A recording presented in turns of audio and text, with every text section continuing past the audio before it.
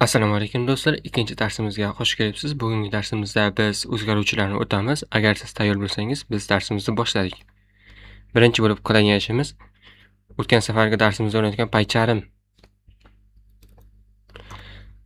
dasturlash tahrir muharririni ochib olamiz va ikkinchi dasturimizni boshlaymiz. Mana ko'rib turganingizdek, bu yerda birinchi darsimiz turibdi. Endi Python darslikda ikkinchi darsni yaratib olamiz va ikkinchi darsda o'tiladigan narsalarimizni boshlaymiz.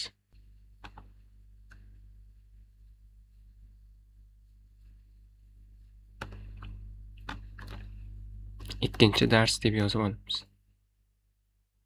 Va bu yerda index.py deb ochamiz.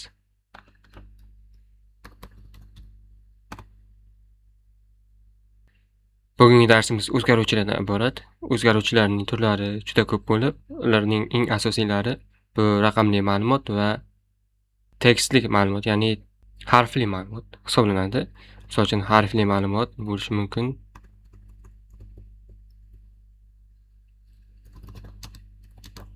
Ismingiz.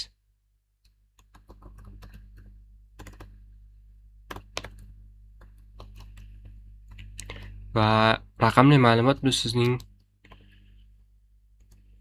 yoshingiz bo'lishi mumkin. Va bularni biz chiqarib ko'rish orqali bilishimiz mumkin.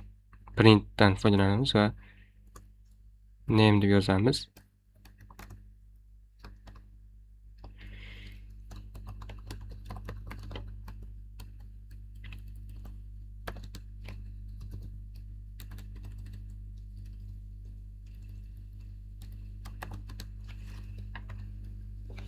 Va yana print deb yozib, yoshingiz.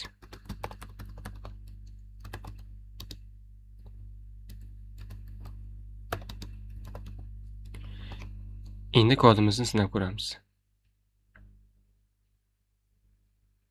Ko'rib turganingizdek, ismingiz Azizbek, yoshingiz 20.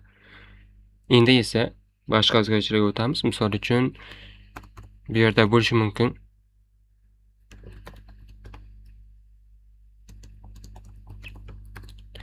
Bu yerda string ichida raqamli ma'lumotimiz turibdi. Ya'ni agar bu ikkalasini raqamli ma'lumotimizni qo'shniroq ichiga oladigan bo'lsak, bu string ma'lumotga o'tadi. Bu yerda biz ko'rishimiz mumkin. Print type h v2. Endi kodimizni ishlatib ko'ramiz.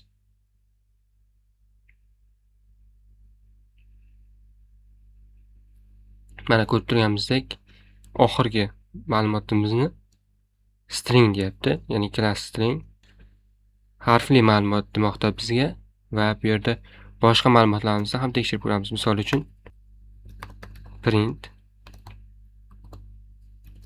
type deb yozamiz va ismni chiqaramiz va bundan keyin yoshni chiqaramiz va ma'lumotni ko'ramiz.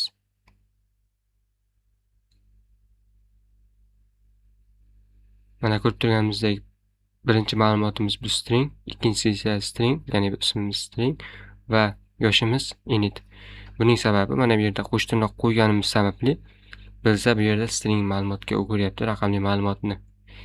Endi qiladigan narsamiz bu ikkita raqamli ma'lumotni qo'shish, misol uchun 10 va 15. Buni qo'shish uchun biz o'zgaruvchini chaqirib olamiz va u yerga a plus b deb yozamiz va buni printda chiqarib ko'ramiz. Mana ko'rib turganimizdek 25 chiqdi. Endi esa buni sal murakkablashtiramiz, ya'ni bu ma'lumotlarni, ya'ni raqamlarni foydalanuvchi tomonidan kiritiladi. Buning uchun biz input komandasidan foydalanamiz. A o'zgaruvchi teng bo'lsin input iltimos raqam kiriting deb yozamiz.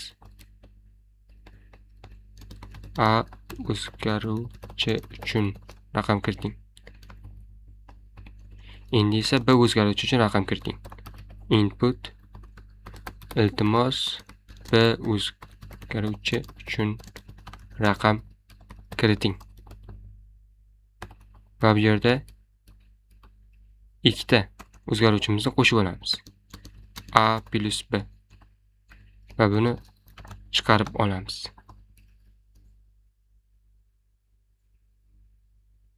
Mana ko'rib turganimizdek, iltimos A o'zgaruvchi uchun raqam kiriting. 45 kiritamiz va bu yerga 5 kiritamiz. Ko'rib turganimizdek, bizga kutilgan 50 emas, 455 ni chiqaryapti. Ya'ni 45 ni o'rniga 5 ni qo'shib qo'yapti. Buning sababi ikkalasini ham dasturimiz string ma'lumotda olayotganligi sabab. Chunki string ma'lumotda olganda yoniga qo'shib qo'yadi harflarni. Bunda ham shunday ko'rishimiz mumkin. Print orqali print type A va type B ni ko'rishimiz mumkin.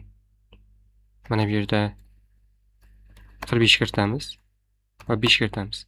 Mana ko'rib turganimizdek, ikkalasi ham string ma'lumot. Buni raqamli ma'lumotga o'tkazish uchun mana bu yerga init deb yozamiz, ya'ni integer so'zining qisqartirmasi. Endi kodimizni sinab ko'ramiz. Mana bu yerga 45 kiritamiz va bu yerga 5 kiritamiz. Mana ko'rib turganimizdek, raqamimiz 50 chiqdi, ya'ni biz kutgan natija chiqdi. Bugungi darsimiz shulardan iborat edi. Keyingi darslarimizda o'tayotgan narsalarimizni bundan murakkablashtirib, dasturimizni ko'proq narsalar bilan boyitishga harakat qilamiz. Keyingi darslarimizda ko'rishguncha